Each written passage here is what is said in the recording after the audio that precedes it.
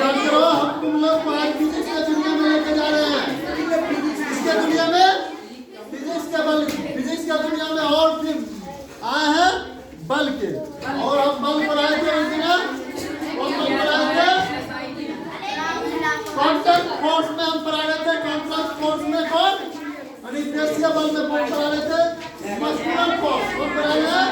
Muscular force. पेशीय बल क्या है? पेशीय बल। किस बल को कहते हैं? किसी वस्तुओं को हाथ से उठाना, फेंकना, क्या करना है? ये जिस वस्तु में हाथ का यूज होगा वह कल होगा पेशीय बल कहलाएगा। क्या कहलाएगा? पेशीय बल कहलाएगा। हम लिख दिए हैं वस्तुओं को हाथ से उठाना, धकेलना, फेंकना मस्कुलर फोर्स कहलाता है। कौन कहलाता है? मस्कुलर फोर्स कहलाता है। इसे एम से डिनोट किया जाता है। एम से मस्कुलर, एम से फोर्स। मस्कुलर फोर्स का मतलब सूचित किया जाता है, संकेत डिनोट किया जाता है। यह एक पेशीय बल है, कॉन्टैक्ट फोर्स है। ये कौन है? पेशीय बल, कॉन्टैक्ट फोर्स। हम इसी बल के सहारे क्या करते हैं? हम इसी बल के सहारे ऐसे उठते हैं, बैठते हैं, क्या करते हैं? इसी बल के कारण और मस्कुलर फोर्स के कारण हम जो है उठते और बैठते हैं। ये हमारा मस्कुलर फोर्स है। उसके बाद भोजन का पचना भी हमारा मस्कुलर है।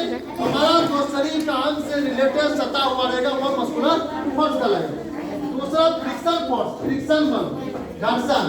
घर्षण क्या है? जब दो वस्तुओं के बीच में लगने वाला बल क्या कहलाएगा? घर्षण बल। जैसे आप इसको फेंक ले, इस बीच में जो बल इसको भगाया वो क्या कहलाएगा? घर्षण बल। जैसे ये दोनों है, ये दोनों के बीच में जो लगे हैं मस्कुलर फोर्स। ये दोनों लड़का लग सकता, ये इधर देखो, ये लगा, इसको हट गया तो ये फ्रिक्शन हो गया। अरे फ्रिक्शन नाम है, फ्रिक्शन हो गया, ये फ्रिक्शन हो गया। हम ये वैसे जा रहे हैं, ये तो मेरा इस बीच में जो लगाया, हमको जो भगाया, हमको घर्षण में रेंगने में जो बल काम किया वो क्या कहलाएगा? फ्रिक्शन बल, घर्षण बल। क्या कहलाएगा? फ्रिक्शन, घर्षण बल कहलाएगा। एक वस्तु पर लिख दिया है, एक वस्तु दूसरी वस्तु पर चलती है तो या चलने की चेष्टा करती है तो दोनों वस्तुओं के संपर्क की सतह के जो बल कब करता है तो वह क्या कहलाएगा? फ्रिक्शन बल कहलाएगा। जैसे रोड पर मोटरसाइकिल चल रहा है, उसका देख रहा है मोटरसाइकिल जो घर्षण भगाता है तो घर्षण बल कहलाता है। ये घर्षण बल कहलाता है। मोटरसाइकिल संपर्क बल के बीच लगने वाले घर्षण बल। हमारा घर्षण का लाभ भी है, हानि भी है। क्या है? लाभ है, हम चल रहे हैं तो लाभदायक है। केला का छिलका पड़ गया तौर में, गिर गया तो हानिकारक है। यानी फ्रिक्शन इतना हो गया, घर्षण वहाँ इतना ज्यादा हो गया कि हम घायल होकर गिर गए। समझ में आया? फ्रिक्शन हमारे लिए लाभदायक भी है और हानिकारक भी है। मेरा घर्षण लाभदायक भी है, हानिकारक।